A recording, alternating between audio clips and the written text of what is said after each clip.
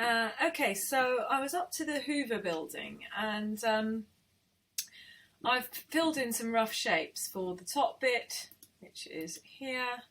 Obviously, you know, you would want to put the writing in afterwards, and how you do that is a whole other tutorial.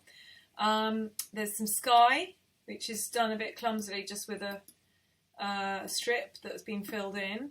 But of course this one goes on top, so it will begin to look all right.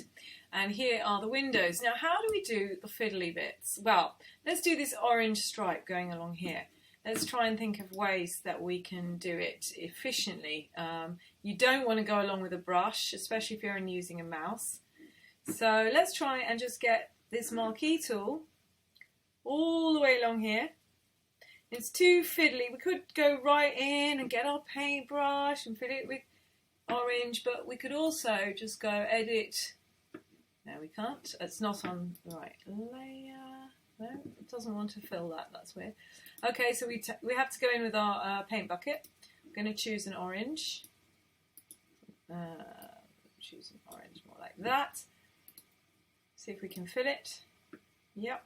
Okay. Now, of course, we don't want all of it because it's just crossing. So we can go back with our eraser and just rub out what we don't want. So about there. Now you might. Sorry, my mouse jerked there. I always press Command on a Mac and Z to undo, or it's Control and Z on a PC to undo really quickly, or you go to Edit and undo there. You can go back a few steps, and you can also look in your history and go back this many steps. Obviously we don't want it there, don't want it there. So you can go back and begin to add in details, and of course you can go back to those windows and neaten them up with your eraser as well. Now, if I go like that, nothing's going to happen because I am not on the right layer. I have to be clicked on the right layer for anything to work. And again, you might have difficulty if you have a jerky mouse.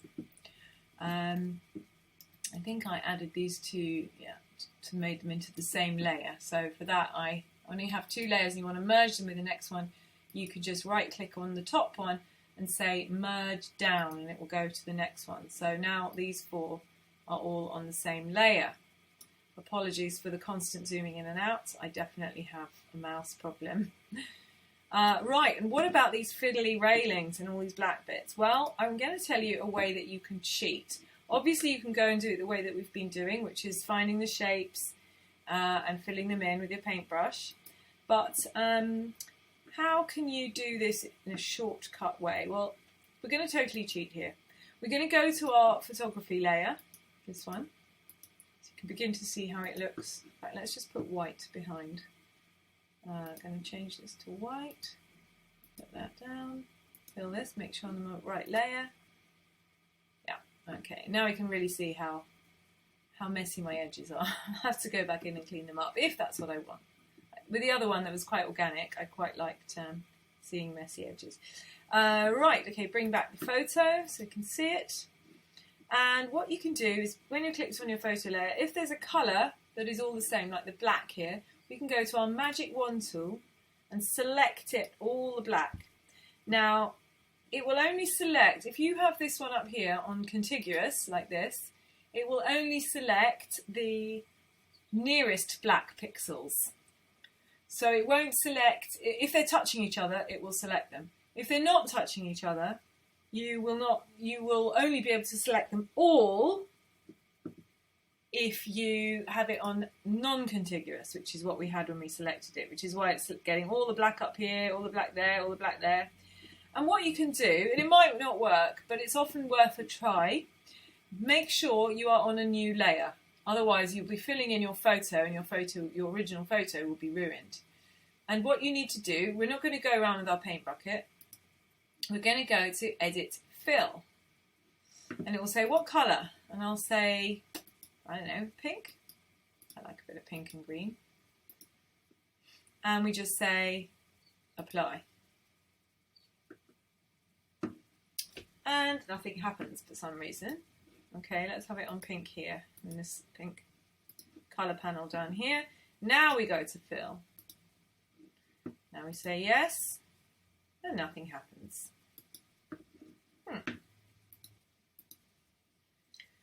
So, yes, so we are going to, I've switched off all my layers that I've done so I can see better.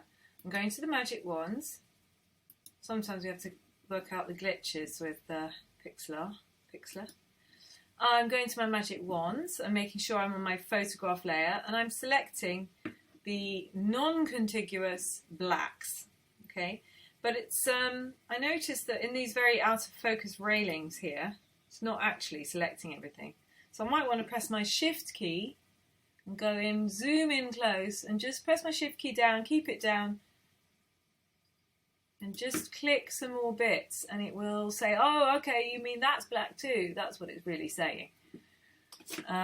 Now, we're only interested in the ones that are down here. We're not worrying about the windows. That's not the bit that we're worrying about at the moment. Maybe we're a bit interested in this black here, if it gives us a good result. But it's really just those railing details, because they would be very fiddly to do individually by building up the shapes. Now, key thing, is this going to work? Because sometimes it really is glitchy. What we want to do is say, look, we're going to the layer, we're going to fill it. We make a new layer, empty layer, and we make sure we're selected on it, and we try and fill it, but it just won't let us. No, there's no reason for that, it's a glitch. So I'm going to fill it. I actually want a bit of a darker colour, thank you very much. And I'm just going to choose a nice big black area here, and I'm going to get my paint bucket, and I'm going to go fill it, please, thank you very much.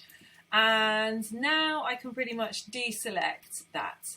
And of course, you know, we have a bit of a mess, but some of this could be quite interesting for you, because two things. If you were doing a screen print, like Paul Catherall, for example, you would be able to burn this into a screen using a UV filter that would allow you to get these exact marks onto your fabric or whatever it is you're printing onto, paper.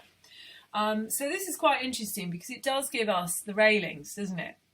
But let's bring back our other, now you see the pink's on top because the layer is on top.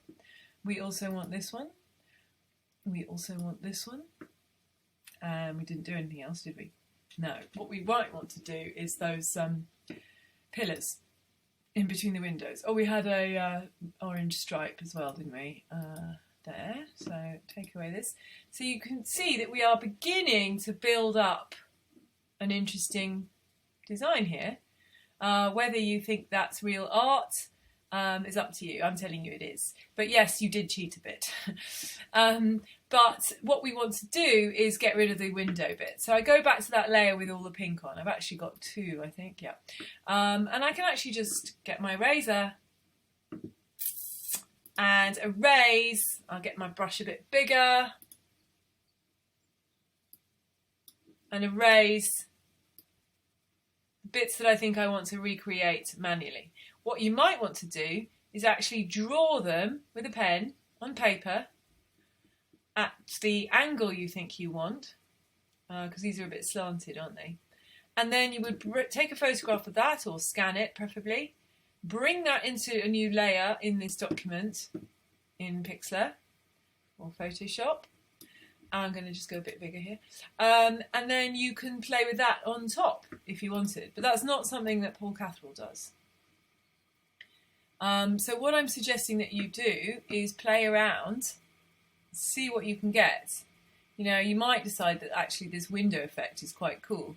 But what if you wanted this window in a different colour? I'm just going to do that first.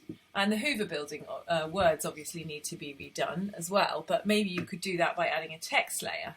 And then skewing, going to edit, free distort, and you can actually skew things. So what we're going to do now is put this window on a separate layer, just to cut it so that we can change the colour of it and skew it. No, I don't want to do that. So I'm going to just cut it, hang on, what did it ask me to say? Yes? Okay. I'm going to just use my lasso tool cut this out, draw around it like this, bring it back to the beginning, then make sure I'm on the right layer to cut it out from. I'm going to go Command or Control X for cutting, and Command or Control V for pasting. It always pastes in the middle, it's really annoying. And then we can sort of put it where we want that element. That element has become on a separate layer now. And what if we want to change the colour? Well, we just go Hue and Saturation under Adjustment. Move that out of the way. And there you are, you can start messing around. So perhaps actually you don't want it any colour at all, you want it black. Or it's going grey at the moment because you need to turn the darkness down. Okay, so you can actually do anything. I wouldn't ever worry about colours because you can always change them after. So you can begin to see the possibilities here. Let's put the photo layer back. So what might be a good thing to do here, you just got to work out what's the quickest, easiest way. You want to get those little shapes in. Now it doesn't help that this photograph is actually rather a low resolution one, so it's good to have the highest resolution, like over 2,000 or 3,000 pixels by over 2,000, 3,000 pixels. And you can begin to see if you go in really close, it's a bit of a mess. So you might want to delete certain bits and tidy them up or erase them. But I definitely think it would be good to get these in because that's a definite feature of the building. And maybe under here, under these green windows, you put on a new layer, you put to layer a shape that is maybe, I don't know, grey or just the same colour as the building, and start to play with and cut into that. So get my paint bucket. You can actually, before you get your paint bucket, you can get the eyedropper and that will pick up any colour. So if it's seeing this colour, you just go, okay, I'll have that colour, thank you very much. Get my paint bucket, make sure I'm on a new layer because that's what I want to do. And there we go, you see. Now, deselect, go to press my V to get to my moving around tool because that's always the safest tool to be on to avoid accidents. Bring this down maybe below the windows and you start to get some shapes here that might interest you. Don't want it below the photo layer. So you can begin to see the possibilities, and you might decide that this is more fun than actually painting. Whoops. You can always press undo. This obviously still needs more detail. Perhaps I want to make that layer a bit blended, so I put it on the multiply mode, and then I can sort of see, oh yeah, actually this is a different tone here, maybe I need a shape there. I obviously need more orange stripes here. I need a bit more black there. I need these shapes here. But let's just look at I'm not going to do that now, but let's just look at how you skew something, because I forgot to show you that earlier. So let's see, what we want is a text layer. So we look for our T for text. This is going to create a new layer, even if you don't want it to, because otherwise you won't be able to write anything. So Hoover Building. Obviously it's not the right size or font. And you see, whatever tool you're on, it gives you a whole load of different options up here, doesn't it? So you can just slide the scale up.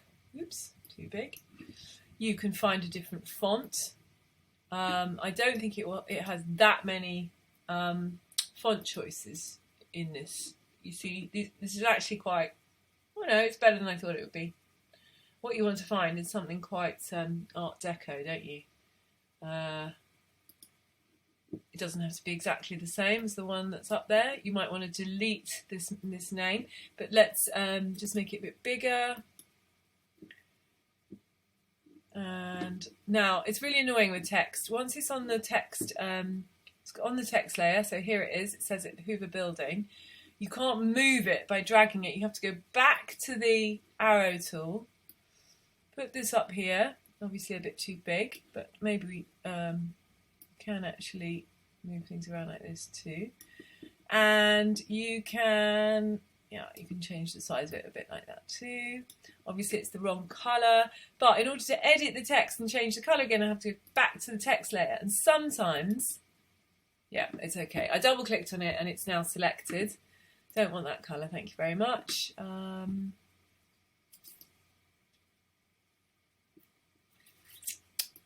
Maybe we can have it orange. Really crazy. I always go think a bit crazy with colour, but if you want to keep it more realistic, then do. Now, of course, we're looking up at this building, so this angle of the text just doesn't make sense. So what you can do is go to Edit, Transform. Oh no, it doesn't work. So we have to go back to treat it as a non-text layer. Oh, sorry. It's just my stupid mouse. So let's see if the Edit Transform... No, it doesn't. What we want to do is make it into a non-text layer.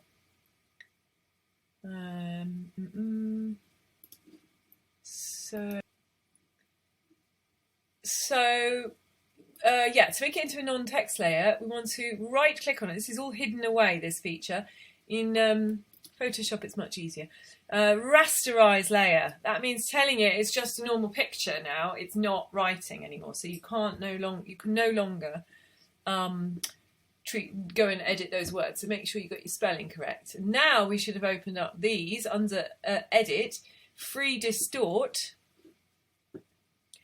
And you should be able to just maneuver the endpoints a bit like that to make it a bit more realistic.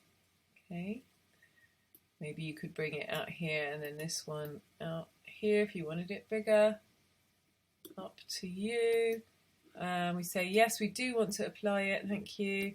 And we go like this, and then we obviously want to delete that one underneath because that's, yeah, distracting us, it's not right. I'm going to keep those little patterns on the side though.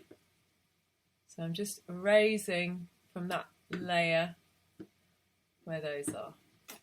Oh, and we need to take our photo off. So whilst I realise this isn't finished, you can see how you can just have fun and do some exploring and some experiments. And ideally you would develop this into a screen print.